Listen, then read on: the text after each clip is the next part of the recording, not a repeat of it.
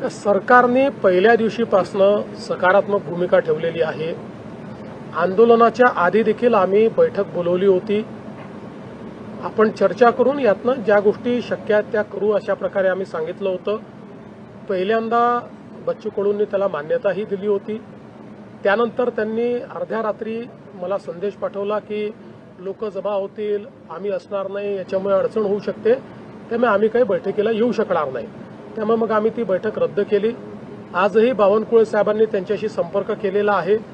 शेवटी त्यांनी इतके वेगवेगळे प्रश्न मांडलेले आहेत, ते प्रश्न असे नुसते आंदोलनाच्या माध्यमातून त्या ठिकाणी सोडवू शकू अशी परिस्थिती नाही आहे। त्याच्यावर चर्चा करून त्याचा रोडमॅप तयार करावा लागेल। त्यामुळे त्यांना चर्चेचं निमंत्रण देखील आम्ही दिलेलं आहे। आणि यासोबत आता काल आपण बघितलं असेल तर खूप मोठ्या प्रमाणात लोकांनाही त्रास झालेला आहे। रस्ते अडवल्यामुळे पेशंट्सचं खूप मोठी ओरड आपल्याला पाहायला मिळाली। अनेक लोकांनी सोशल मीडियात पोस्ट केलेलं आहे की कशा प्रकारे त्यांच्या पेशंट्सला वगैरे त्या ठिकाणी त्रास झालेला आहे। त्यामुळे माझं आव्हान आहे की त्यांनी चर्चा करावी, अशा प्रकारचं डिस्रप्शन करू नये, लोकांना त्रास होईल अशा प्रकारच्या गोष्टी त्या ठिकाणी करू नये।